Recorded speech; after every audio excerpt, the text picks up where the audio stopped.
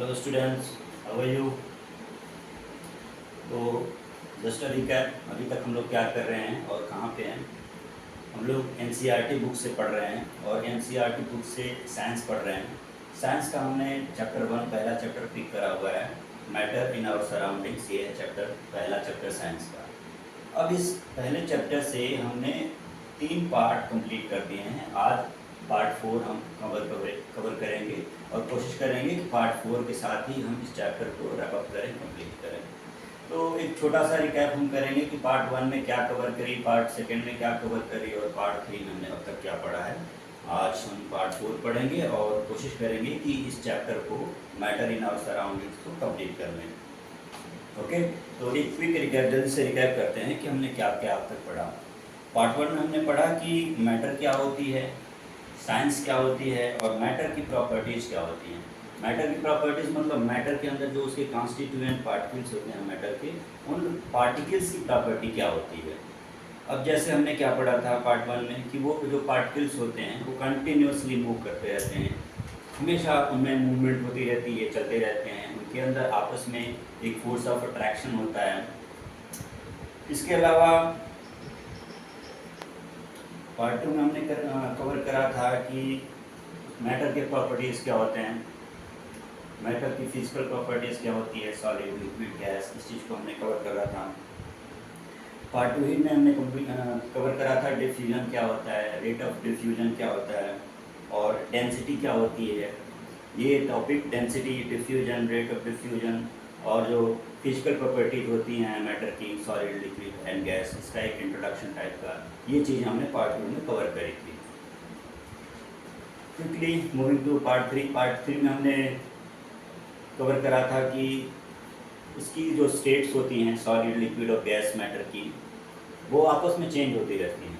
Solid liquid में बदल सकता है, लिक्विड गैस में बदल सकता है एंड वाइस वर्सा।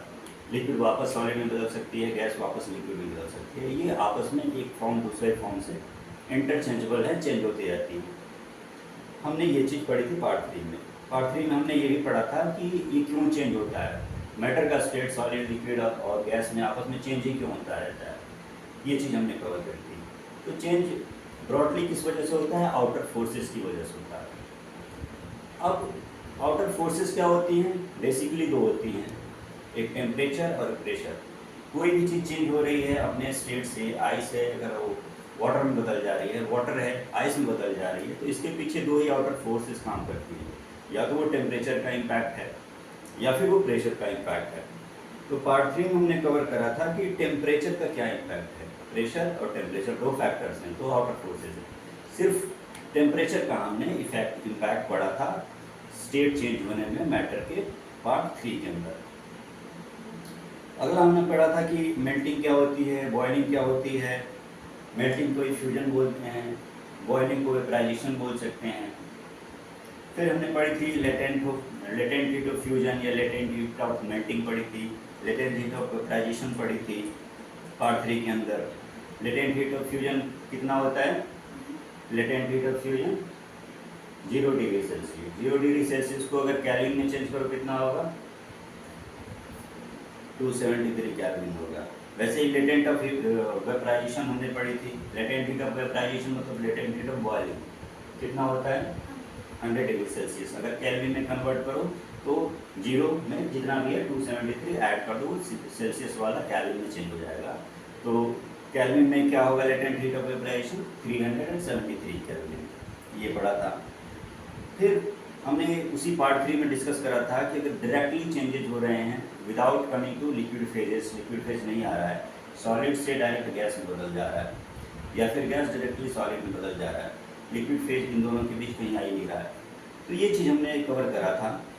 सब्लिमेशन बोलते हैं, अगर सॉलिड है डायरेक्टली लिक्विड में बदल गया तो सब्लिमेशन, और गैस है डायरेक्टली सॉलिड में बदल गया without coming to liquid phase तो इसको बोलेंगे डिपोजिशन। अब सब्लिमेशन का एग्जाम्पल क्या होता है, कपूर होता है, कैम्फर होता है। कैम्फर को अगर पूजा के समय जलाओ तो डायरेक्टली क्या हो जाएगा, उड़ जाएगा, वो गैस बदल जाएगा, अब लिक्विड नहीं रहेगा, पिघलेगा नहीं वो सब्लिमेशन। डिपोजिशन का एग्जाम्पल क्या होता है, गैस है सीधे सीधे सॉलिड बन के, बीच में टपकी नहीं, बारिश की बूंदे जैसी नहीं है, सीधे सीधे जम गई। क्या एग्जाम्पल होता है उसका, अगर गैस फेज में है, वेपर है, हवा में है, वाटर वेपर है, डायरेक्टली वो सॉलिड में बदल गया, चेंज हो गया। लिक्विड नहीं बना, वो डायरेक्टली सॉलिड में बदल गया। जैसे वाटर वेपर है, सीधे सीधे आइस में चेंज हो गया, वाटर नहीं बना।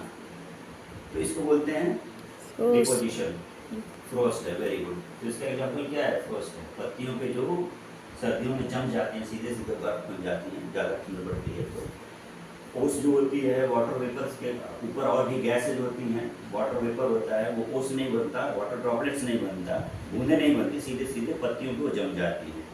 ठीक है, वो धीरे धीरे आइस के क्रिस्टल्स की तरह दिखने लगती हैं।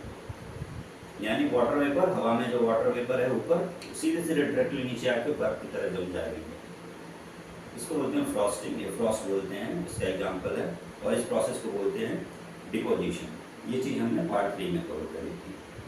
तो हमने पार्ट 3 में कवर करी थी कि टेम्परेचर अगर बढ़ता है, सर्दी का मौसम आया, गर्मी का मौसम आया, फ्लेम से हमने हीट दी या फिर किसी चीज़ को फ्रिज के अंदर ठंडा कर दिया, कोल्ड कर दिया, मतलब टेम्परेचर इंक्रीज करा या टेम्परेचर डिक्रीज करा, तो सॉलिड के जो स्टेट्स हैं, मैटर के जो स्टेट्स हैं, सॉलिड, लिक्विड और गैस, उसकी चेंजेस में कैसे कैसे चेंजेस आते हैं, क्यों चेंजेस आते हैं, ये इम्पैक्ट यानी टेम्परेचर का इम्पैक्ट हमने पार्ट 3 में कवर करा था।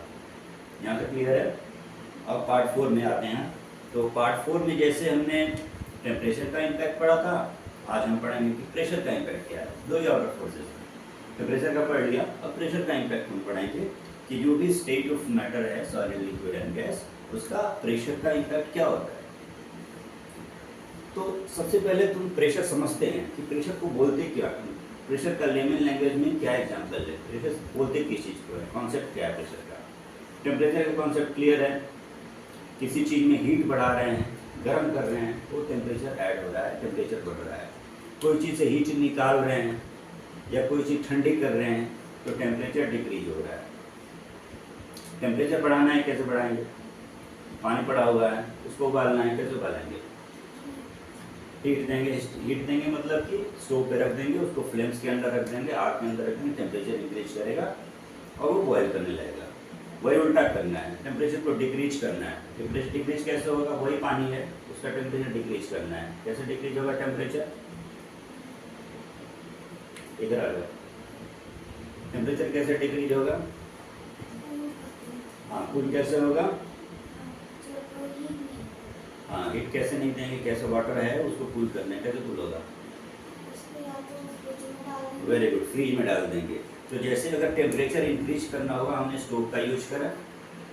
अगर वही वाटर है उसको कूल करना होगा, टेम्परेचर को डिक्रीज करना होगा, हमने फ्रिज के अंदर रख दिया। तो टेम्परेचर को इंक्रीज करने के, टेम्परेचर को डिक्रीज करने के अलग अलग हमारे पास इक्विपमेंट्स हैं, साधन हैं। जैसे फ्रिज है ठंडा करने के लिए, टेम्परेचर कम करने के लिए, स्टोव है टेम्परेचर को बढ़ाने के लिए। वैसे ही प्रेशर का भी कॉन्सेप्ट होता है। प्रेशर के भी बढ़ाने के और घटाने के अलग अलग टूल्स होते हैं और उनका एक कॉन्सेप्ट होता है। तो अगर लेट्स से हम बोलते हैं कि प्रेशर को ऐड करना है, प्रेशर इंक्रीज करना है। प्रेशर इंक्रीज करने का क्या मतलब है? उसका सीधा साधा एग्जांपल है, साइकिल है। हवा भरते हैं लोग, साइकिल में हवा भरते हैं, तो साइकिल के अंदर हवा का प्रेशर बढ़ जाता है। साइकिल के अंदर जो पहिए होते हैं, टायर होते हैं, उसके अंदर हवा का प्रेशर बढ़ जाता है। प्रेशर को ऐड कर देते हैं, प्रेशर को इंक्रीज कर देते हैं। वो इंक्रीमेंट प्रेशर के अंदर कैसे होता है? पंपिंग के थ्रू होता है। साइकिल को पंप कर रहे हैं, बार बार पंप कर रहे हैं, तो पहले वो नॉर्मल प्रेशर था, अब वो प्रेशर इंक्रीज कर देता है, प्रेशर ऐड हो जाता है उसके अंदर। तो वो टायर क्या थी? पहले नॉर्मल स्टेट में थी, अब वो फैल जाती है, इन्फ्लेट हो जाती है और चलाने लायक हो जाता है, साइकिल तैयार हो जाती है।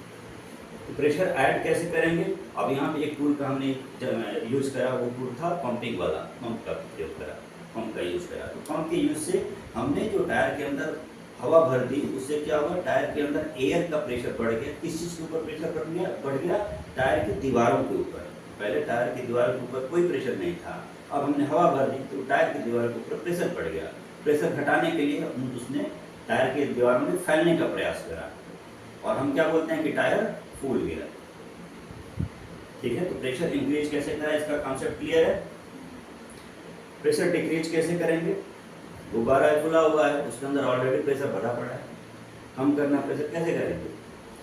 उसके अंदर सुई से चूरो दो, ये थोड़ा सा चेक कर दो, प्रेशर निकल गया। सिलेंडर है, सिलेंडर का जो गैस होता है ना, एलपीजी सिलेंडर, ऑलरेडी उसके अंदर बहुत ज़्यादा प्रेशर होता है, कैसे प्रेशर को इंक्रीज करना, थोड़ा सा रेगुलेटर खोल दो, प्रेशर निकल गया, डिक्रीज हो गया। तो प्रेशर को इंक्रीज कैसे करेंगे, प्रेशर को डिक्रीज कैसे करेंगे, इसका भी कॉन्सेप्ट समझ में आ गया। प्रेशर का इम्पैक्ट समझ में आ गया क्या होता है। प्रेशर क्या है, एक फोर्स है। जैसे टेम्परेचर क्या है, टेम्परेचर भी एक फोर्स है। अब टेम्परेचर बोलो तो कौन सा फोर्स हो गया, तो टेम्परेचर में क्या फोर्स है, फोर्स मतलब ये होता है कि कोई चीज़ उसे हम काम करा सकते हैं। कुकर के ऊपर तुमने सीटी रखी हुई है, वो जब कुकर गैस उसमें से निकलती है तो कुकर सीटी उछलने लगती है, ऊपर उछालते हैं तभी तो उसमें से गैस निकलती है। तो मतलब क्या हुआ, किसी ताकत ने उसको उछाल दिया ना ऊपर, तुमने तो खोला नहीं सीटी, कुकर की सीटी तुमने नहीं खोली ना, वो अपने आप ही उठ गया। किसने उठाया, एक फोर्स लगा, उस पर ताकत लगी। वो ताकत कहाँ से आई, वो ताकत उबलते हुए पानी से आई, वेपर से आई। और वेपर के अंदर ताकत कहाँ से आई, हीट से आई, टेम्परेचर से आई। तो कहने का मतलब क्या हुआ, टेम्परेचर ने काम किया ना, टेम्परेचर एक फोर्स है, उसकी वजह से उसने खाना बना दिया, कुकर की सीटी उठा दी, काम करा दिया ना। वैसे ही प्रेशर भी एक फोर्स है। प्रेशर ने क्या करा कि पहले नॉर्मल स्टेट में टायर के पहिए थे, अब उसने प्रेशर ने ऐसा करा कि पहले नॉर्मल स्टेट में थे, अब वो टायर के पहिए फूल गए, हवा के थ्रू उसका प्रेशर बढ़ा और पहिए टायर के जो परतें हैं, दीवारें टायर की, वो फूल गई। तुम लोग बोलते हैं कि टायर फूल गया। तो प्रेशर और टेम्परेचर दोनों के अंदर क्षमता होती है कि वो काम करा दें, यानी उसके अंदर फोर्स होती है। काम कराना क्या बोलते हैं, ability to do work is force. ताकत का ये डेफिनेशन होता है, वर्क का ये, फोर्स का ये डेफिनेशन होता है। अगर कोई काम करा दो, work done, work gets done by force. ताकत से कोई चीज़ होती है, कोई काम होता है। और ताकत कहाँ से लगती है, या तो टेम्परेचर लगाएगा ताकत, या फोर्स, या फिर प्रेशर लगाएगा फोर्स। ब्रॉडली टेम्परेचर कैसे इंक्रीज करते हैं, टेम्परेचर कैसे डिक्रीज करते हैं, यहाँ तक क्लियर है। ठीक है, आगे हम पढ़ेंगे। तो हम कंटिन्यू कर रहे थे कि इफेक्ट ऑफ प्रेशर, प्रेशर का इम्पैक्ट क्या है, effect of pressure on states of matter, ये हम कवर कर रहे हैं। अब स्टेट्स ऑफ मैटर तीन हैं ब्रॉडली, सॉलिड, लिक्विड और गैस। प्रेशर हमने इंक्रीज करा, डिक्रीज करा, तो उसका सॉलिड पे क्या इम्पैक्ट पड़ा, लिक्विड पे क्या इम्पैक्ट पड़ा और गैस पे क्या इम्पैक्ट पड़ा प्रेशर का, ये चीज़ हम समझेंगे इस चीज़ को। अब हमने जब प्रॉपर्टीज़ पढ़ी थी पार्टिकल्स की, मैटर की जो पार्टिकल्स होती हैं उनकी क्या प्रॉपर्टीज होती है, जब ये हम डिस्कस कर रहे थे तो उस समय हमने क्या डिस्कस करी कि दो पार्टिकल्स के बीच में स्पेस होता है। स्पेस मतलब कि उनके बीच एक गैप होता है, और अगर दूसरे लैंग्वेज में बोलें तो उनके अंदर एक डिस्टेंस होता है। वो डिस्टेंस अगर कम हो गई तो फिर स्टेट चेंज हो जाएगा, वो डिस्टेंस अगर बढ़ गई तो फिर से स्टेट चेंज हो जाएगा। अब सॉलिड के जो पार्टिकल्स हैं उनके अंदर कितना स्पेस है, उसको खोल दो और भी स्पेस बढ़ा दो उनके पार्टिकल्स का, वो लिक्विड बन जाएगा। और भी लिक्विड के पार्टिकल्स हैं उनके अंदर जो स्पेस है उनकी डिस्टेंस को और भी ज़्यादा बढ़ा दो तो वो और ज़्यादा फ्री हो जाएंगे, उनमें और ज़्यादा मूवमेंट होने की लिबर्टी आ जाएगी, तो वो गैस में बदल जाएंगे। अब पार्ट 1 में मैंने एग्जांपल दिया था, 4-5 बच्चे हैं, 5 बच्चे हैं, उनको तुमने किसी फोर्स से बांध कर रखा हुआ है। वो पांचों चंचल बच्चे हैं, तुमने किसी धागे से या रस्सी से उनको 5 को आपस में बांध रखा है। अगर तुमने उन्हें बहुत जोर से बांध रखा है, बिल्कुल इकट्ठा करके एक जगह बांध रखा है 5 बच्चों को, जैसे बच्चों का नेचर होता है हमेशा हिलते डुलते रहते हैं, वैसे पार्टिकल्स का नेचर रहता है हमेशा हिलते डुलते रहते हैं, कंटिन्यूसली मूविंग, ये उनकी एक प्रॉपर्टी होती है। अब क्या है कि तुमने उनके बंधन ढीले कर दिए, बंधन ढीले कर दिए तो उनके अंदर थोड़ा ज़्यादा लिबर्टी आ जाएगी। जिन रस्सियों के अंदर तुमने बांधा था, मान लो तुमने पैर पैर में उनकी रस्सियाँ बांध दी, अलग अलग थोड़ा दूर दूर करके या बड़े बड़े रस्सियों से यूज करके तुमने उनके पैरों में रस्सी बांधी, थोड़ा ज़्यादा इधर उधर टहलने लगे।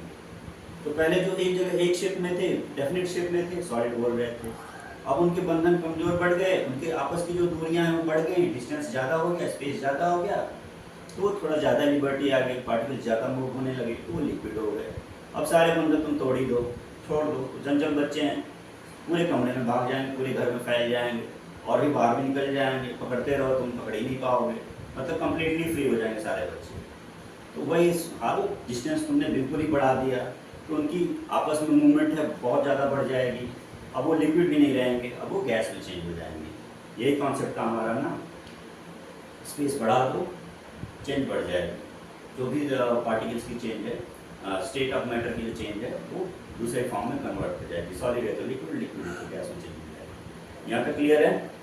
अब जैसे प्रेशर का हम पढ़ रहे हैं, इम्पैक्ट पढ़ रहे हैं, तो तुमने लड्डू बनाते हुए किसी हलवाई को देखा होगा, हलवाई लड्डू बनाता है, पहले ढेर सारी बूंदी होती है, एक बड़े से टब में, एक बड़े से बर्तन में ढेर सारी बूंदी होती है।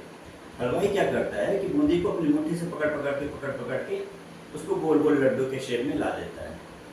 तो जो पहले बूंदी फैली हुई थी चारों तरफ, उसको थोड़ा तक उठाया उसने, हथेली पे लिया, उसको प्रेशर लगाया उस पर, तो जो बूंदी फैली हुई थी उस प्रेशराइज होने की वजह से क्या हो गई, बॉल बन गई ना, लड्डू बन गई।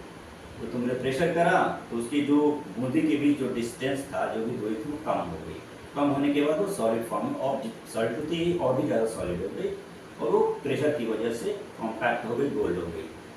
प्रेशर के इम्पैक्ट का एक लेमन सीधा साधा उदाहरण दिख रहा है ना, बार बार कैसे लड्डू बनती है। तो प्रेशर के थ्रू, मसल पावर के थ्रू प्रेशर लगाया तुमने, और वो जो बूंदी थी वो लड्डू में चेंज हो गई, हलवाई ने बूंदी को लड्डू में चेंज कर दिया।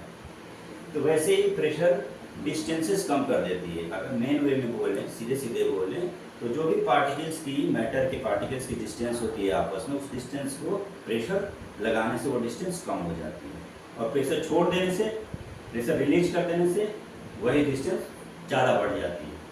तो ऐड करने से प्रेशर और डिक्रीज करने से प्रेशर क्या होता है, समझ में आ गया। वही चीज़ हम इस चीज़ में यहाँ पे डिस्कस करेंगे। लिक्विड है, लिक्विड के जो पार्टिकल्स हैं, मैंने लिक्विड को सबसे ऊपर लिख रखा हुआ है, क्योंकि लिक्विड जो है इंटरमीडिएट स्टेट में है। सॉलिड में पार्टिकल्स की जो डिस्टेंस वो बहुत ही कम होगी, गैस में जो पार्टिकल्स की, दो पार्टिकल्स के बीच में जो डिस्टेंस है वो बहुत ज़्यादा होगी, और लिक्विड में इंटरमीडिएट, दोनों के बीचों बीच का स्टेज है। तो लिक्विड में लेट से पार्टिकल्स ऐसे हैं, इतनी दूरी पे हैं, ठीक है। अब तुमने प्रेशर लगाया, इधर से प्रेशर लगाया, इधर से प्रेशर लगाया, चारों तरफ से तुमने इन पे प्रेशर लगाया। अब प्रेशर कैसे लगाओ ये तुम्हारी मर्जी है। प्रेशर तुम हवा डाल के, हवा पंप करके प्रेशर लगा रहे हो, या फिर मसल से ही, मस्कुलर पावर से प्रेशर लगा रहे हो, ये तुम्हारी चॉइस है, कैसे भी इस पर प्रेशर लगाओ। तो जब प्रेशर लगाओगे तो ये जो पार्टिकल्स हैं इस डिस्टेंस पे हैं, वो और कॉम्पैक्ट हो जाएंगे, और कॉम्पैक्ट होकर के और भी क्लोज हो जाएंगे, ठीक है। ये जो 4-5 पार्टिकल्स अभी फैले फैले थे, अब ऐसे हो जाएंगे सॉलिड में। अब थोड़ा सा उल्टा करते हैं। ये हमने क्या करा, यहाँ पे हमने प्रेशर को प्लस यानी इंक्रीज करा, प्रेशर को हमने प्लस यानी इंक्रीज करा, तो ये स्टेट चेंज हो गया। पहले लिक्विड था, हमने प्रेशर लगाया, तो लिक्विड को प्रेशराइज करने से क्या बन गया, वो सॉलिड बन गया। यहाँ तक क्लियर है। तो जब लिक्विड सॉलिड में बदल जाती है तो उसको क्या बोलते हैं, सॉलिडिफिकेशन बोलते हैं। यहाँ तक क्लियर है। वाटर है, वाटर को तुम फ्रिज के अंदर रख दो, तो वाटर के जो पार्टिकल्स हैं, फ्रिज में क्या होता है, प्रेशर बढ़ जाता है किसी वजह से, पार्टिकल्स पे प्रेशर बढ़ जाएगा, वो सॉलिड में चेंज हो जाएंगे, फ्रीज हो जाएंगे। तो फ्रिज में अगर तुमने रख दिया तो लिक्विड सॉलिड हो गया। तो लेमन लैंग्वेज की भाषा में, आम भाषा में हम बोलते हैं फ्रीजिंग कर दी, उसकी कूलिंग कर दी, फ्रीजिंग कर दी, कूल कर दिया, तो फ्रीज होके सॉलिड बन गया। और साइंस की भाषा में क्या बोलेंगे उसको, सॉलिडिफिकेशन। इंग्लिश भाषा में या आम बोलचाल की भाषा में बोलेंगे फ्रीजिंग हो गई, जम गया, लिक्विड था जम गया, फ्रीजिंग हो गई। और साइंस की भाषा में उसी चीज को बोलेंगे सॉलिडिफिकेशन। यहाँ तक क्लियर है। अब यहाँ पे लिक्विड है, इसके पार्टिकल्स हैं, देख रहे हो जिस शेप में है, जिस डिस्टेंस पे, जितनी दूरी में है। अब तुमने किसी वजह से उल्टा कर दिया, प्रेशर को नेगेटिव में कर दिया, प्रेशर को कम कर दिया। तो प्रेशर नेगेटिव में होने से तुमने प्रेशर अगर नेगेटिव कर दिया, कम कर दिया, तो जो लिक्विड के पार्टिकल्स थे उनके बीच जितनी दूरी थी वो और भी दूरी बढ़ जाएगी, ठीक है। अब ये हो गया जी, पहले ये था, अब ये हो गया। पहले कॉम्पैक्ट था, अभी खुल गया, बिल्कुल फ्री हो गए।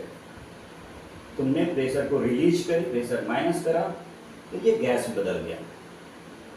लिक्विड के ऊपर तुमने किसी वजह से कैसे भी करके प्रेशर को रिलीज करा, प्रेशर को डिक्रीज करा, जैसे कि एलपीजी सिलेंडर है, घर में जो खाना बनता है, सिलेंडर से रेगुलेटर जैसे टेढ़ा करोगे, रेगुलेटर का नॉब टेढ़ा करो गैस जलाने के लिए, पहले गैस बंद रहती है, रेगुलेटर से तुमने गैस खोल दिया तो अंदर जो लिक्विड भरी हुई है एलपीजी के अंदर वो बाहर निकल जाती है, यानी उसके अंदर कुछ प्रेशर कम हो गई, प्रेशर रिलीज हो गई। ठीक है, तो एलपीजी पता ही है अंदर लिक्विड होता है, बाहर निकला, प्रेशर रिलीज हुई तो गैस में बदल गया ना, खुल गए पार्टिकल्स और ज़्यादा डिस्टेंस पे आ गए। तो प्रेशर तुमने रिलीज करा, पहले जो कॉम्पैक्ट थे वो और भी ज़्यादा खुल गए, उनके अंदर डिस्टेंस पहले कितनी थी, मान लो 1 सेंटीमीटर थी, अब इनके बीच डिस्टेंस 10 सेंटीमीटर हो गई। ठीक है, डिस्टेंस बढ़ गई। तो पार्टिकल्स के बीच डिस्टेंस बढ़ी, किस वजह से बढ़ी, प्रेशर माइनस करने से, प्रेशर रिलीज करने से। तो जो पहले लिक्विड थे अब वो गैस में बदल गए। अब इस प्रोसेस को लिक्विड जब गैस में बदलता है तो क्या बोलते हैं, वेपराइजेशन।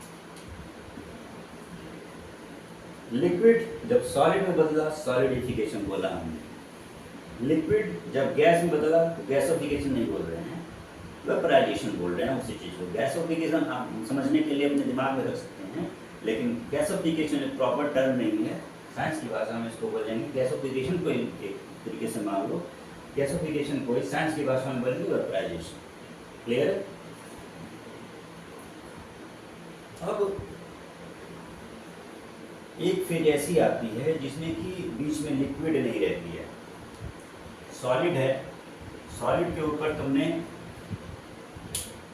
अगर प्रेशर बढ़ाया, प्रेशर डिक्रीज करा तो वो गैस बदल जाएगी। लेकिन कोई ऐसी चीज़ है, मान लो प्रेशर नहीं है, यहाँ पर टेम्परेचर का फैक्टर ज़्यादा है, अगर सॉलिड है तुमने गैस में चेंज कर दिया विदाउट लिक्विड फेज, तो उसको बोलते हैं सब्लिमेशन। जैसे कि अभी थोड़ी देर पहले हम लोग इंट्रोडक्शन में पार्ट 2 में इस चीज़ को हमने अच्छे से बताया है, उसको सब्लिमेशन बोलते हैं। गैस सॉलिड में बदल गई without coming liquid phase in between, उसके बीच में लिक्विड नहीं आया तो उसको बोलेंगे डिपोजिशन। एग्जाम्पल फ्रॉस्ट, डिपोजिशन का एग्जाम्पल फ्रॉस्ट, सब्लिमेशन का एग्जाम्पल कैम्फर, कपूर। ये पार्ट 2 में हमने इसको पढ़ा था, ज़्यादा मेनली इसका इम्पैक्ट और टेम्परेचर से लेना देना है। प्रेशर का ज़्यादातर यही है, लिक्विड को तुमने प्रेशर लगाया लिक्विड के ऊपर, वो सॉलिड बन गई, ज़्यादा प्रेशर लगाया सॉलिड बदल गई। लिक्विड के अगर तुमने प्रेशर रिलीज कर दिया, कम कर दिया, तो प्रेशर रिलीज करने से वो गैस हो गई। अब इसका अलग अलग नाम है, जैसे आम भाषा में लिक्विड से सॉलिड बना फ्रीजिंग बोलते हैं, और सॉलिड है अगर लिक्विड में चेंज हो रहा है तो इसको बोलते हैं मेल्टिंग। बर्फ है, पिघल गई ना, बर्फ क्या होता है, सॉलिड होता है, पिघल गई क्या हो गया, लिक्विड हो गया। तो सॉलिड से लिक्विड बदला तो बोलते हैं ना बर्फ पिघल गई। बर्फ पिघलने को क्या बोलते हैं, मेल्टिंग बोलते हैं। तो मेल्टिंग को ही एक टर्म है फ्यूजन, फ्यूजन बोलते हैं इस चीज़ को। ये भी हमने पार्ट 2 में कवर करी थी। अब एक उल्टा प्रोसीजर आता है, उसको बोलते हैं कंडेंसेशन। इस चीज़ को समझो। नॉर्मली क्या होता है कि लिक्विड को टेम्परेचर के फोर्स के थ्रू या फिर प्रेशर के फोर्स के थ्रू, दो ही फोर्सेज हैं, या तो टेम्परेचर वाला फोर्स बढ़ाओ या फिर प्रेशर वाला फोर्स बढ़ाओ लिक्विड के ऊपर, तो ये रिलीज करो। अगर टेम्परेचर से उबाल टेम्परेचर का प्रेशर ज़्यादा बढ़ाओगे तो गैस में चेंज हो जाएगी। और लिक्विड का इसमें क्या करना पड़ेगा, प्रेशर बढ़ाना पड़ेगा, लिक्विड से प्रेशर घटाना पड़ेगा, दोनों में ही घटाने का सीन है। अगर लिक्विड है इस पर से टेम्परेचर को इंक्रीज करो तो वो गैस बदल जाएगी, और लिक्विड से प्रेशर रिलीज करो, उल्टा है। इस चीज़ को और क्लियर यहाँ पे समझते हैं। लिक्विड है, पानी है, उबल रहा है, उसके ऊपर टेम्परेचर गैस बदलना है, वाटर वेपर में बदलना है, तो टेम्परेचर को बढ़ाओगे कि घटाओगे, टेम्परेचर बढ़ाओगे ना। पानी उबल रहा है, तुमने इसके ऊपर पानी रखा हुआ है, तुम्हें उसको उड़ा देना है, वेपर में बना देना है, तो टेम्परेचर बढ़ाओगे कि घटाओगे, बढ़ाएंगे। तो टेम्परेचर को इंक्रीज करो तो गैस बदलेगी, गैस बदल जाएगी। अब प्रेशर वाला फैक्टर लाते हैं। लिक्विड है, इसमें प्रेशर लगा हुआ है, लिक्विड है, तो तुम्हें गैस में बदलना है, लिक्विड को गैस में बदलना है, तो प्रेशर को क्या करना पड़ेगा, और ज़्यादा प्रेशर लगाना पड़ेगा या प्रेशर रिलीज करना पड़ेगा, रिलीज करना पड़ेगा ना, तो वो गैस में बदल जाती है। अब इसका एग्जाम्पल क्या है, सिलेंडर है, एलपीजी सिलेंडर है, वो पहले से ही लिक्विड फेज में पड़ा हुआ है, तुम्हें उसको गैस में बदलना है, तो क्या करोगे, उसके अंदर और हवा पंप करोगे सिलेंडर के अंदर, या उसके अंदर पहले से जो हवा भरी उसको निकालोगे ना, तो प्रेशर को डिक्रीज करोगे, उल्टा हो गया ना। टेम्परेचर को तुमने इंक्रीज करा तब जाके वो गैस बना। प्रेशर को क्या करा, डिक्रीज करा, घटाया, तुम प्रेशर रिलीज करा, तो वो क्या बन गया, गैस बन गया। दोनों का अलग अलग इम्पैक्ट समझ में आ रहा है। लिक्विड है, तुमने टेम्परेचर को बढ़ाना पड़ेगा तब जाके वो गैस बनेगी। लिक्विड है, तुमको प्रेशर की जब बात आएगी तो प्रेशर को क्या करना पड़ेगा, डिक्रीज करना पड़ेगा, उल्टा प्रेशर को घटाओगे तब जाके क्या बनेगी, वो गैस बनेगी। तो इम्पैक्ट ऑफ टेम्परेचर और प्रेशर का यहाँ पे अंतर समझ में आ गया। तो अब हमने किसी भी वजह से टेम्परेचर इंक्रीज से या प्रेशर के फैक्टर से या टेम्परेचर के फैक्टर से हमने स्टेट चेंज कर लिया। अगर लिक्विड से गैस बदल में चेंज हो गया स्टेट तो उसको बोलते हैं वेपराइजेशन। अगर इसका उल्टा हो गया, गैस को किसी भी फैक्टर के थ्रू, टेम्परेचर के फोर्स के थ्रू या फिर प्रेशर के फोर्स के थ्रू, अगर गैस को लिक्विड में कन्वर्ट कर दिया किसी भी रीजन से, किसी भी आउटर फोर्स के थ्रू, तो उसको बोलेंगे कंडेंसेशन। लिक्विड से गैस में बदल गया, इस प्रोसेस को बोलेंगे वेपराइजेशन। गैस से इसका उल्टा, गैस से अगर लिक्विड में बदल दिया तो उसको बोलते हैं कंडेंसेशन। कंडेंसेशन को याद करने का तरीका, पहले इसको कॉन्सेप्ट को समझो कि कंडेंसेशन रियल लाइफ में, आम जिंदगी में कहाँ पे दिखती है। वही कुकर वाला कॉन्सेप्ट है। कुकर के अंदर पानी उबल रहा है, कुकर के अंदर पानी उबल रहा है, तुमने कुकर स्टोव बंद कर दिया, कुकर को नीचे उतारा, ढक्कन तुम्हें खोलना है। ढक्कन खोलने के बाद तुम क्या ऑब्जर्व करोगे, ढक्कन के अंदर थोड़ी देर बाद, 5 मिनट बाद, 10 मिनट के बाद जब ढक्कन खोला कुकर का, तो ढक्कन के अंदर तुम देखोगे कि पानी की बूंदें हैं, पानी की बूंदें दिखाई देंगी। जब वो अंदर था तो पानी उबल रहा था, उसके अंदर भाप थी। जब गैस का ढक्कन बंद था ना, तब उसमें पानी की बूंदें नहीं थी। कुकर के ढक्कन के ऊपर जब तक वो बंद था, उसके अंदर जब तक गैस भरी हुई थी तो ढक्कन पे भी गैस ही था, पूरी कुकर में गैस ही था। थोड़ा सा पानी जो उबल रहा होगा, स्टेट जब चेंज होती रहती है तो लिक्विड फॉर्म में होती है, लेकिन जब स्टेट कम्प्लीटली चेंज हो जाती है तो पूरा का पूरा एक ही फेज होगा, गैस ही गैस होगा। लेकिन अब 10 मिनट 5 मिनट वेट करने के बाद लिक्विड आ गया, अपने आप आ गया, ठीक है। तो जो पहले वेपर था वो किस चीज़ में चेंज हो गया, लिक्विड में हो गया। ढक्कन के अंदर पहले भाप थी, जब वो बंद था तो ढक्कन खोला तुमने, अब वो भाप चेंज हो गई, लिक्विड में बदल गई। तो पहले जो वेपर था ढक्कन के नीचे, वही उसी ढक्कन के नीचे अब लिक्विड की बूंदें जैसे चपकने जैसी बूंदें जैसी बन गई, यानी वो लिक्विड बन गया, गैस लिक्विड में बदल गया। तो इस चीज़ को क्या बोलते हैं, कंडेंसेशन। कंडेंसेशन का कॉन्सेप्ट समझ में आ गया। जब गैस लिक्विड में चेंज हो जाए किसी भी प्रेशर के थ्रू या टेम्परेचर के थ्रू, कैसे भी चेंज हो, किसी भी आउटर फोर्स के थ्रू, किसी भी प्रोसीजर के थ्रू, किसी भी प्रोसेस के थ्रू, तो उसको क्या बोलते हैं, कंडेंसेशन, प्रोसेस का नाम। यानी गैस कूल हुई, तुमने ढक्कन बाहर रखा, 10 मिनट वेट किया ना, 5 मिनट वेट करा, तो जब ढक्कन थोड़ा ठंडा हुआ, जब वेपर थोड़ा ठंडा हुआ, कूलिंग हुई और इसकी वजह से वो लिक्विड में बदल गई। तो कूलिंग से कंडेंसेशन याद रखना है हमें। कूलिंग वाली प्रोसेस को कंडेंसेशन वाली प्रोसेस बोल सकते हैं। तो when gas changes to liquid, this process is known as condensation. Cooling of gas is condensation. Clear है यहाँ तक? अब हम इतनी देर से बात कर रहे थे प्रेशर को इंक्रीज करने की, डिक्रीज करने की, टेम्परेचर को इंक्रीज करने की या फिर टेम्परेचर को डिक्रीज करने की। अब नॉर्मल क्या होता है, नॉर्मल टेम्परेचर और प्रेशर क्या होता है, कोई चीज़ पहले नॉर्मल होगी फिर उसको बढ़ाओगे ना या घटाओगे। तो नॉर्मल टेम्परेचर कितना होता है, रूम टेम्परेचर इसको बोलते हैं। रूम टेम्परेचर को बोलते हैं 20 डिग्री सेल्सियस। नॉर्मली एक रूम टेम्परेचर एनटीपी बोलते हैं। एनटीपी मतलब नॉर्मल टेम्परेचर एंड प्रेशर, और एक होता है STP, standard temperature and pressure. तो नॉर्मल, अभी एनटीपी समझते हैं क्या होता है, कोई भी चीज़ पहले नॉर्मल होगी फिर वो तो इंक्रीज करोगे या फिर उसको डिक्रीज करोगे। तो नॉर्मल टेम्परेचर कितना होता है, 20 डिग्री सेल्सियस। अगर ये रूम है तो लेट से अगर हम बोलेंगे कि ठंड नहीं पड़ रही है या गर्मी नहीं पड़ रही है, नॉर्मल टेम्परेचर है, तो नॉर्मल टेम्परेचर का क्या मतलब होता है कि वो 20 डिग्री सेल्सियस है। और नॉर्मल प्रेशर का क्या मतलब होता है कि वो 1 एटमॉस्फेरिक प्रेशर होता है। टेम्परेचर को किस चीज़ से रीड करते हैं, थर्मामीटर के थ्रू। प्रेशर को किस चीज़ से रीड करते हैं, बैरोमीटर के थ्रू या मैनोमीटर के थ्रू, ठीक है। तो ओके टेम्परेचर, नॉर्मल टेम्परेचर और नॉर्मल प्रेशर, यानी NTP, normal temperature and pressure. Normal temperature बोलते हैं 20 डिग्री सेल्सियस। अगर इससे ज़्यादा टेम्परेचर बढ़ गई, 40 डिग्री हो गया, 50 डिग्री हो गया, तो बोलेंगे गर्मी आ गई।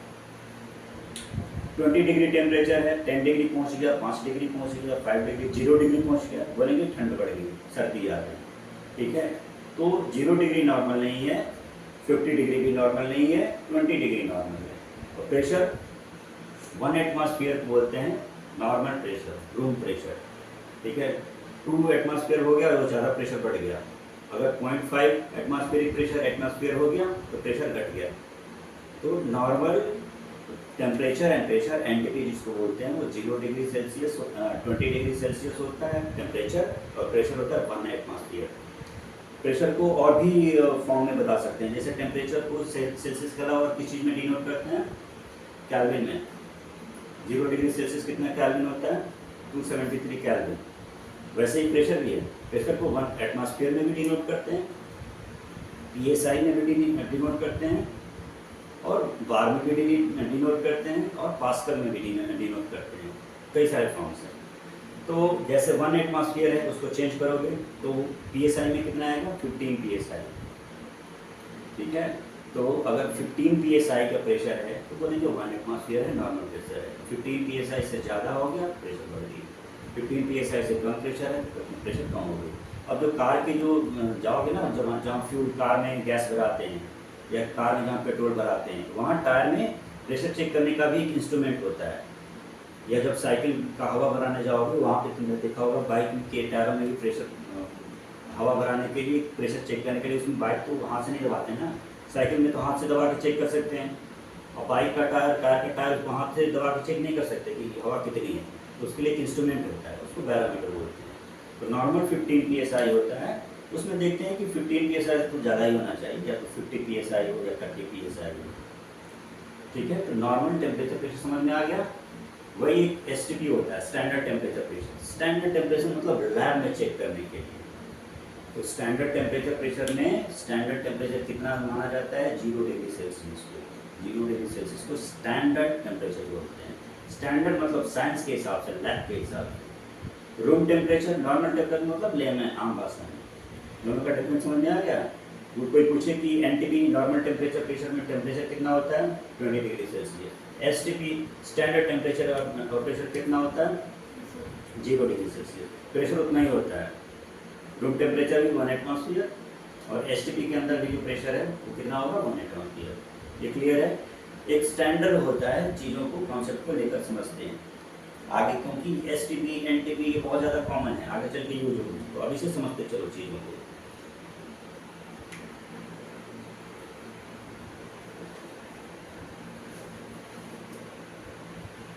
ठीक है, अब हम नेक्स्ट टॉपिक डिस्कस करेंगे, वो है इवोपरेशन। यहाँ मैंने लिखा है इवेपोरेशन। इवोपरेशन भी एक तरह का क्या है, वेपराइजेशन ही है। वेपराइजेशन में क्या होता है, लिक्विड गैस में चेंज हो जाती है। वाटर है वो गैस में कन्वर्ट हो गई, वेपराइजेशन।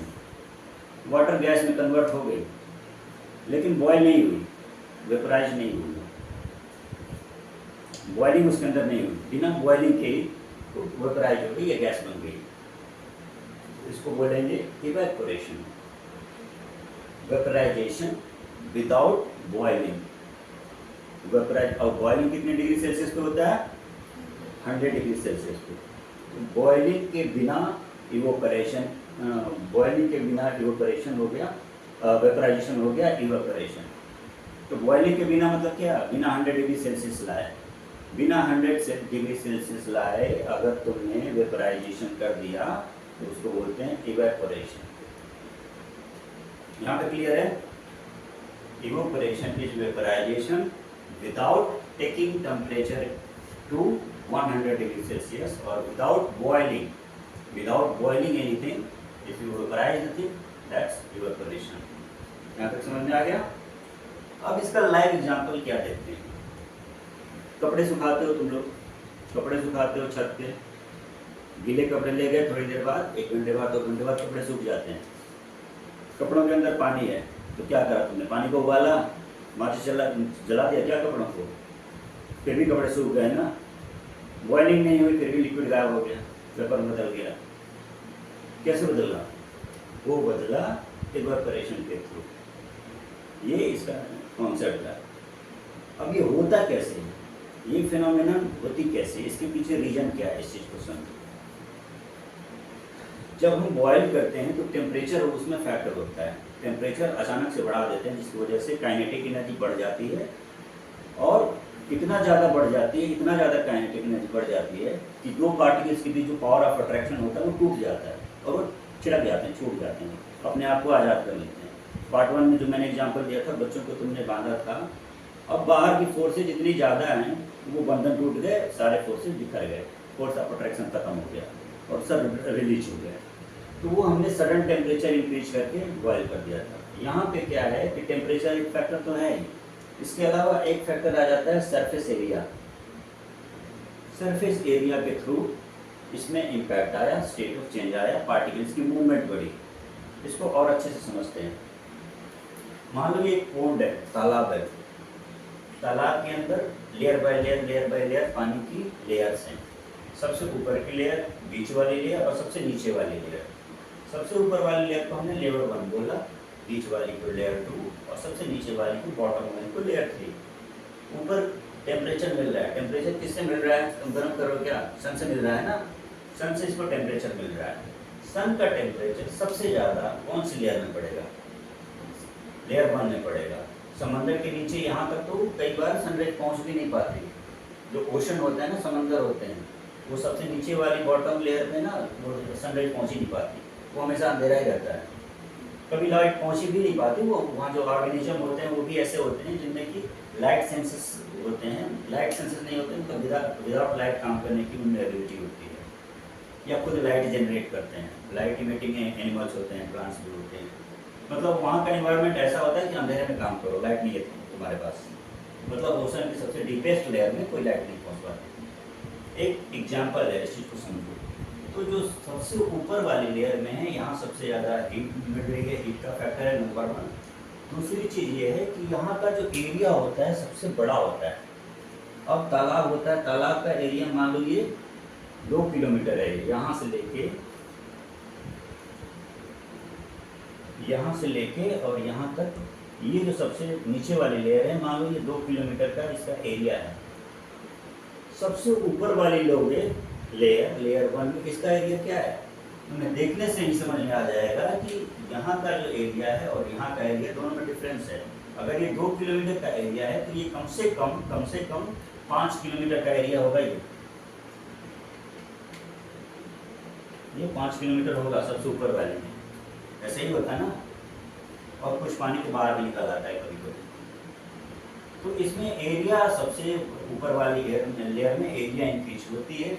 दूसरी चीज डायरेक्ट एक्सपोजर टू टेम्परेचर होता है या डायरेक्ट एक्सपोजर टू एनवायरनमेंट होता है। इसमें जो लेयर 2 में, लेयर 3 में डायरेक्ट एक्सपोजर नहीं है, मतलब कि एनवायरनमेंट के क्लोजर में, एक्सपोजर में नहीं है। ये एक्सपोजर में, एनवायरनमेंट के एक्सपोजर में लेयर 1 है सिर्फ। और जब मैं बोल रहा हूँ एनवायरनमेंट के एक्सपोजर में, मतलब कि टेम्परेचर के एक्सपोजर में, लेयर 1 में। तो यहाँ जब सरफेस इंक्रीज करती है तो यहाँ पे एनर्जी इनको ज़्यादा मिलती है, टेम्परेचर भी ज़्यादा मिलती है, और सरफेस एरिया बढ़ने से जो काम करने का दायरा होता है, मान लो तुम एक कुत्ता है या बिल्ली है, उसको एक थप्पड़ मारो, और एक हाथी है उसको एक थप्पड़ मारो, तो दोनों को एक बराबर चोट नहीं लगेगी ना। अब इसमें क्या है कि कहने का मतलब ये है कि चोट मतलब प्रेशर तुम मार रहे हो, इसमें जो प्रेशर है इसमें कम एरिया में, जो सबसे ऊपर है यहाँ पे टेम्परेचर को एक्सपोज करने के लिए ज़्यादा एरिया मिल रही है, और यहाँ पे टेम्परेचर को एक्सपोज करने को मान लो मिल भी रही है टेम्परेचर तो बहुत कम मिल रही है, एक्सपोजर ज़्यादा मिल रही है। एक अगर मैं सेंटेंस यूज़ करूँ, एक वर्ड यूज़ करूँ तो वो है exposure. Exposure to environment, exposure to environment मतलब exposure to temperature, exposure to temperature ज़्यादा लेयर 1 में मिल रही है, इसीलिए यहाँ पे सबसे ज़्यादा एनर्जी मिलेगी। अब एनर्जी मिलेगी तो सबसे जो ऊपर वाले लेयर पर होगी उनकी काइनेटिक एनर्जी बढ़ जाएगी। काइनेटिक एनर्जी बढ़ जाएगी तो इसका मतलब क्या होगा, स्टेट भी उनका चेंज हो जाएगा। काइनेटिक एनर्जी बढ़ेगी तो स्टेट ऑफ जो मैटर है वो भी चेंज होगा। अभी लिक्विड फेज में था और वो वेपर फेज में पहुँच जाएगा।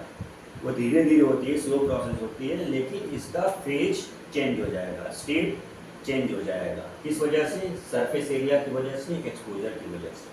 इसमें सबसे बड़ा रोल सरफेस एरिया का है कि कोई भी मैटर का है स्टेट है उसमें कितना ज़्यादा फैलने के लिए उसको जगह मिल रही है, कितना ज़्यादा एरिया मिले, जितनी ज़्यादा एरिया मिलेगी उतना ही ज़्यादा थिन होगा, उसमें इम्पैक्ट और भी ज़्यादा होगा।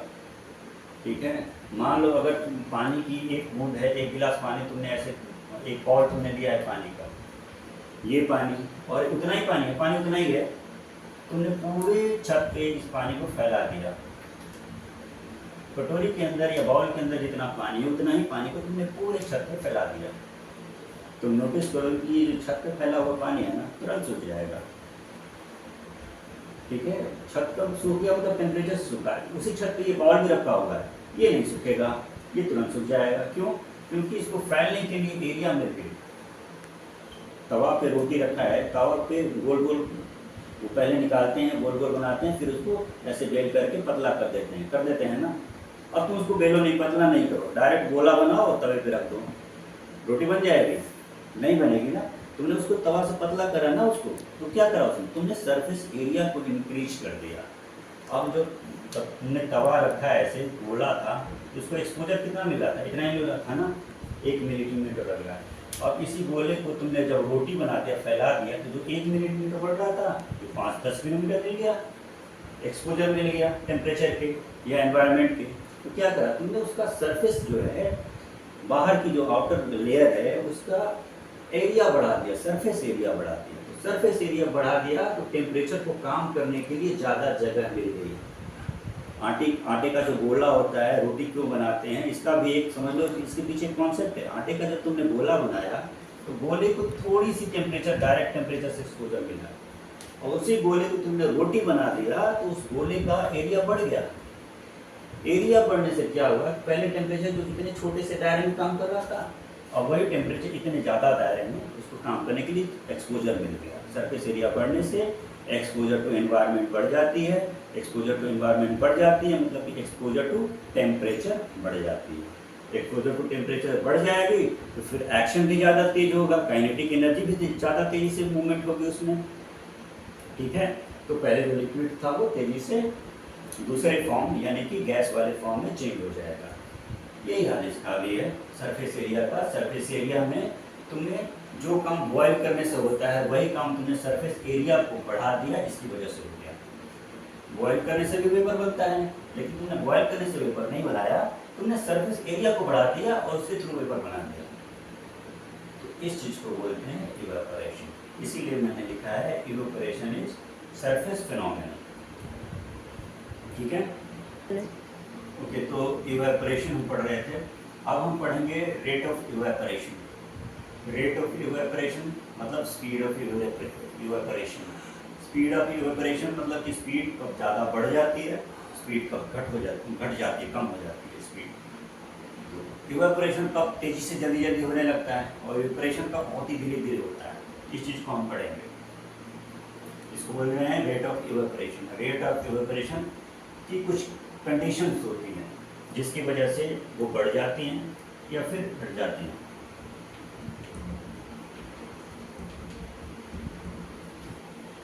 अब पहला फैक्टर हम लोग कंसीडर करते हैं सरफेस एरिया। एक लिक्विड है,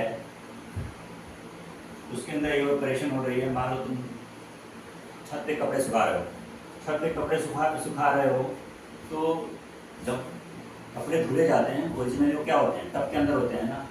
तुम उनको फैलाओ नहीं, टब के अंदर कपड़े पड़े हों, सीधे सीधे टब ले जाओ, छत के ऊपर पटक दो, गोला गोला ऐसे ही बना के छोड़ दो।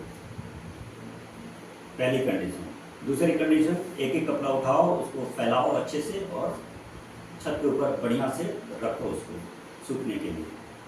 तो जो तुमने गोला गोला डायरेक्ट टब से पलट दिया है वो उसमें भी वही कपड़े हैं, और जो तुमने फैलाया वो भी वही कपड़े हैं। कौन से कपड़े जल्दी ज़्यादा सूखेंगे? जो फैलाया हुआ है ना। तो फैलाने में और गोल गोल करने में क्या है? गोल गोल कर दिया मतलब इतना स्पेस रखा है, उसका एरिया इतना है, उसी चीज़ को फैला दिया, पूरा छत भर गया, सरफेस एरिया बढ़ा दिया है ना। तो अगर मैं सरफेस एरिया बढ़ाऊं तो ये जो फैक्टर है इवेपोरेशन, ये क्या होगा? ये बढ़ जाएगा, इसकी रेट ऑफ इवेपोरेशन इंक्रीज होगी या रेट ऑफ इवेपोरेशन डिक्रीज होगी? इंक्रीज होगी, ये भी बढ़ जाएगी। सरफेस एरिया बढ़ाओगे तो रेट ऑफ इवेपोरेशन भी इंक्रीज हो जाएगी, बढ़ जाएगी। टेम्परेचर, छत पे कपड़े सूख रहे हैं, अचानक बहुत अच्छी धूप खिल के आ गई, टेम्परेचर बढ़ गया। तो टेम्परेचर अगर बढ़ गया तो कपड़े जितनी जल्दी से सूख रहे थे अब और ज़्यादा जल्दी से सूखेंगे, या फिर क्या होगा, डिक्रीज होगा, वो इंक्रीज होगा। तो टेम्परेचर जब बढ़ा हो तो कपड़े और तेजी से सूखेंगे, यानी रेट ऑफ इवेपोरेशन बढ़ जाएगी।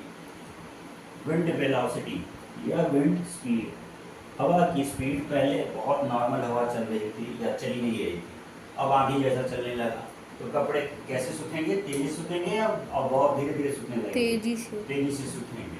तो विंड वेलोसिटी या विंड स्पीड को इंक्रीज करोगे तो रेट ऑफ इवेपोरेशन भी बढ़ेगा जाएगी। अब आते हैं फैक्टर 4, ह्यूमिडिटी। ह्यूमिडिटी क्या होती है? ह्यूमिडिटी का सिंपल सा मतलब है वाटर इन एयर, हवा के अंदर वाटर, हवा के अंदर वाटर ज़्यादा है, ह्यूमिडिटी ज़्यादा है, हवा के अंदर वाटर कम है, ह्यूमिडिटी कम है। गर्मियों के मौसम में जब लू चलती है, मई जून का महीना होता है, मंथ ऑफ मई या जून होता है, उस समय हवा बहुत ज़्यादा गर्म आती है, तप्त हवा आती है। वही हवा अगर जुलाई अगस्त के महीने में चले तो उतनी ज़्यादा लू नहीं लगती ना। तो क्या हो गया, जब गर्मियों का मौसम आता है उस समय लू लगती है, हवा से मुँह जल जाता है, शरीर जल जाता है। वही हवा, उससे भी बल्कि तेज हवा जब बारिश के महीनों में चलती है तब हमें लू नहीं लगता। सुना है तुमने बारिश में किसी को लू लग गई तेज हवा चलने से? नहीं लगता ना। तो क्या होता है, फर्क क्या है? जो हवाएं गर्मियों में चल रही थी उसके अंदर वाटर कंटेंट या तो था ही नहीं, ठीक है, या फिर बहुत ही कम था। अब जो हवा बारिश के मौसम में चल रही है उसमें क्या है, वाटर ही वाटर है, मतलब आधा एयर है आधा वाटर है। तो इस चीज़ को बोलते हैं ह्यूमिडिटी। अगर एयर में वाटर कंटेंट ज़्यादा है उसको बोलते हैं ह्यूमिडिटी बढ़ गई। अगर एयर के अंदर वाटर कंटेंट कम हो गया तो बोलेंगे ह्यूमिडिटी कम हो गई। ह्यूमिडिटी क्या होती है समझ में आ गया। अब क्वेश्चन है कि ह्यूमिडिटी को अगर मैं इंक्रीज करूँ, छत के ऊपर गीले कपड़े टंगे पड़े हैं सुखाने के लिए, तुमने टांग रखी है, मैं आऊँ 2 बाल्टी पानी उन कपड़ों पे और डाल दूँ, तो क्या करा मैंने, ह्यूमिडिटी बढ़ा दी। तुम्हारे ऑलरेडी गीले हुए कपड़े छत पे टंगे पड़े हैं, उन ऑलरेडी गीले कपड़ों पे मैंने और पानी डाल दिया, तो कपड़े सूखेंगे तेजी से या उनकी स्पीड कम हो जाएगी, सूखने की कम हो जाएगी। यानी रेट ऑफ सूखना मतलब क्या है, इवेपोरेट होना। तो evaporation, rate of evaporation increase हो जाएगा या डिक्रीज हो जाएगा? अगर मैं ह्यूमिडिटी बढ़ाऊँ तो डिक्रीज हो जाएगा, घट जाएगा। ये उल्टा है, इसीलिए मैंने इसको सबसे नीचे रखा है। क्लियर है? तो इवेपोरेशन हमने पढ़ ली, रेट ऑफ इवेपोरेशन हमने पढ़ ली, प्रेशर का इम्पैक्ट हमने देख लिया। एक ही चीज़ है, लिक्विड है, उसके ऊपर तुमने टेम्परेचर को बढ़ाना पड़ेगा तब जाके वो गैस में चेंज होगी। सेम ही चीज़ लिक्विड है, जब बात प्रेशर की आएगी तो प्रेशर को क्या करना पड़ेगा, रिलीज करना पड़ेगा, डिक्रीज करना पड़ेगा। एक ही चेंज है, एक ही बात है, एक ही स्टेट ऑफ चेंज है।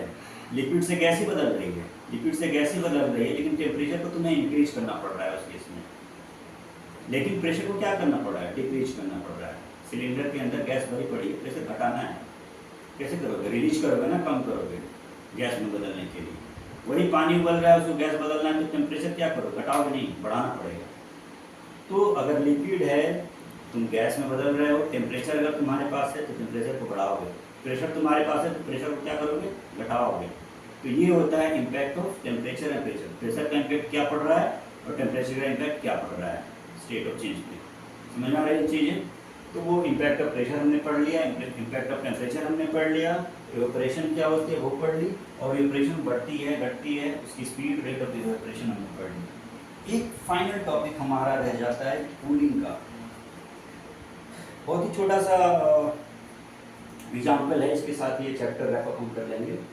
अब एक मैं ऑब्जर्वेशन बताता हूँ। अगर तुम लोग स्प्रे परफ्यूम यूज करते हो, कपड़ों में परफ्यूम लगाते हो, शादी में या नॉर्मली भी अगर तुम कपड़ों के ऊपर परफ्यूम लगा के जाते हो, तो परफ्यूम जब लगाते हो, लेट से तुम अपनी हथेली पर परफ्यूम लगाओ तो क्या होगा, एक ठंडी सी फीलिंग आती है, ठंड लगती है। इसके पीछे की वजह जानने की कोशिश करो। स्प्रे को अगर तुम हथेली पे स्प्रे करोगे, परफ्यूम को स्प्रे करोगे हथेली के ऊपर, तो हथेली के अंदर एक कूलिंग सेंसेशन आएगी, ठंड लगेगी उससे थोड़ी सी। इसके पीछे का लॉजिक, इसके पीछे का साइंस समझो क्या होता है। इसके पीछे का साइंस समझने से पहले समझो कि ये जो चेंज हो रहा है ना स्टेट ऑफ मैटर, लिक्विड में बदल रहा है, गैस में बदल रहा है, सॉलिड में बदल रहा है, इसके पीछे लॉजिक क्या है, क्यों होता है इसे, जरूरत क्या है, कोई भी चीज़ चेंज क्यों हो रही है, स्टेट क्यों चेंज हो रही है, इसके पीछे फालतू नहीं हो रहा, उसके पीछे एक साइंटिफिक लॉजिक है।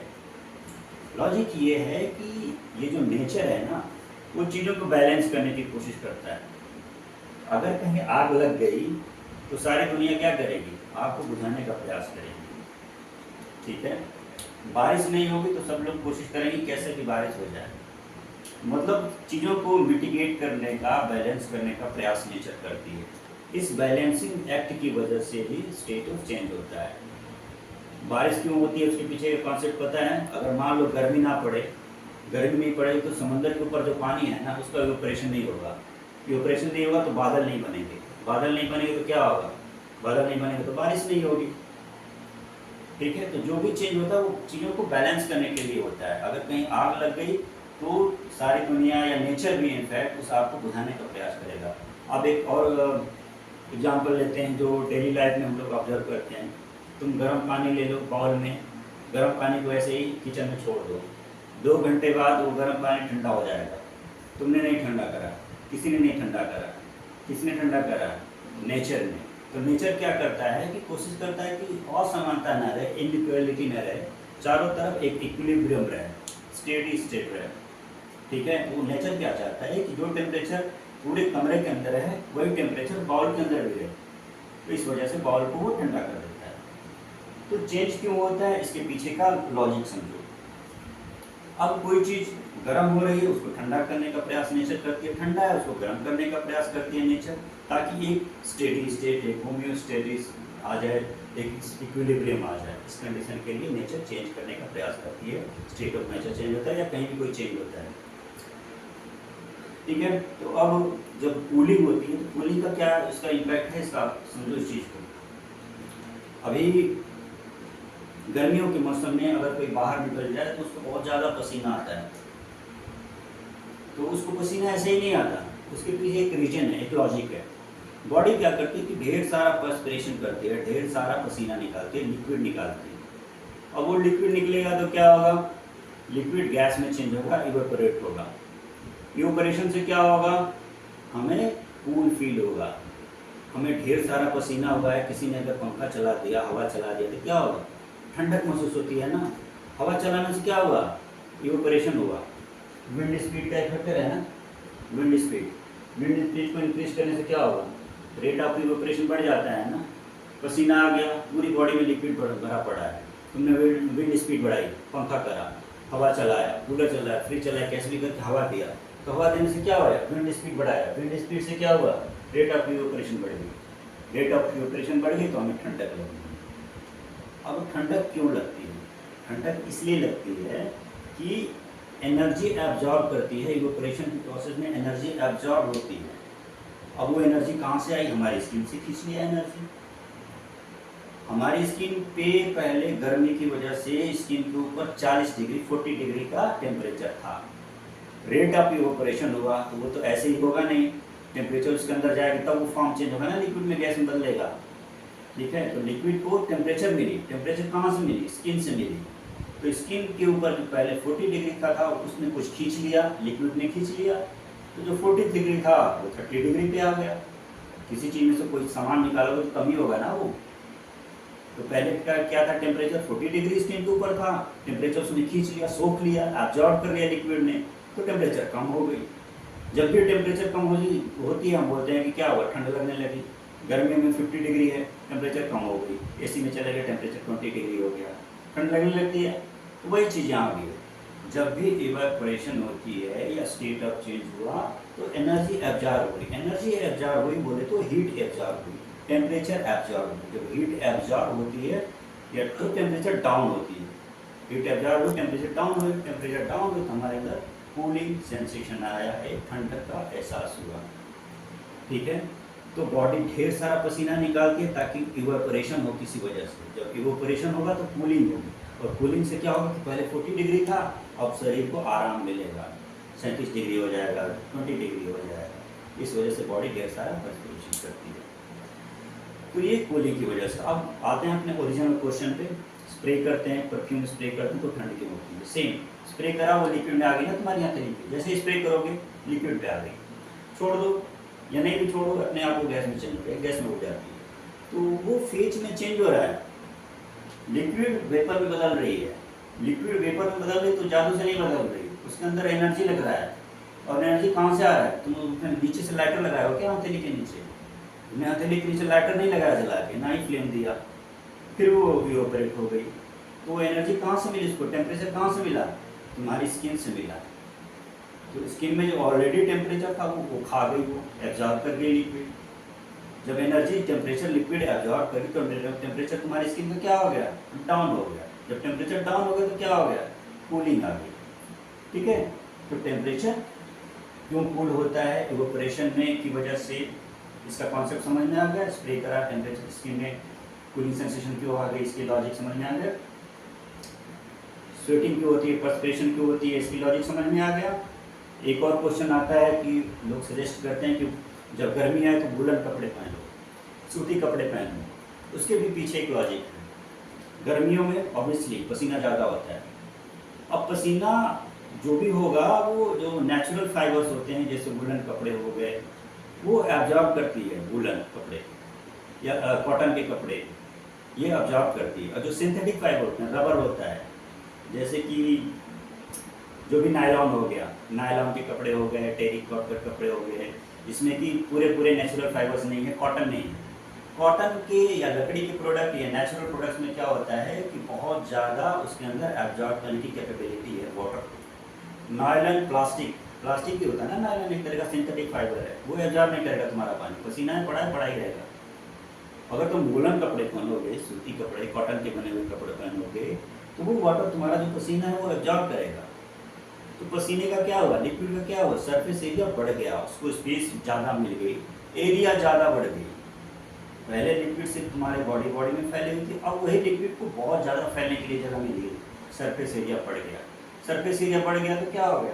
सरफेस एरिया इंक्रीज कर दिया तो क्या हो गया? रेट ऑफ इवेपोरेशन बढ़ गया। रेट ऑफ इवेपोरेशन बढ़ गया तो क्या होगा? बॉडी को कूलिंग सेंसेशन आएगी, टेम्परेचर डाउन होगा, क्योंकि तुम्हारा ही टेम्परेचर तो उसमें गया है। तो इस वजह से बोलते हैं कि कूल रहोगे, ठंडा रहोगे। तो इस तरीके से हमने पार्ट 4 में सारे पार्ट 1, पार्ट 2, पार्ट 3, पार्ट 4 ये था। ये पार्ट 4 कर करके सारे पार्ट में अलग अलग टॉपिक्स पिक कर करके हमने इस चैप्टर को कवर कर लिया है। ये चैप्टर जो हमारा था मैटर इन आवर सराउंडिंग्स, इसी के साथ कंप्लीट होता है। क्वेश्चन आंसर बचते हैं वो आप करो। अगर कोई चीज़ नहीं समझ में आ रही, कमेंट सेक्शन आपके पास है, उसमें लिखो, हम लोग डिस्कस करेंगे और आगे बढ़ेंगे चीज़ों को। तो इसी के साथ ये chapter matter in our surroundings आज हम रैप अप करते हैं। अब हम अगले एपिसोड में, अब अगले पार्ट में अगला चैप्टर पढ़ेंगे, is matter pure. Matter pure होता है और उसके अंदर कुछ इम्प्योरिटीज होती है। इस वाले टॉपिक को यानी चैप्टर 2 को एनसीईआरटी बुक की क्लास 9 की साइंस के चैप्टर 2 को हम शुरू करेंगे, बिगिन करेंगे नेक्स्ट पार्ट में। With that note, wish you all the best. Thank you so much for your patience. Thank you so much for watching. Thank you.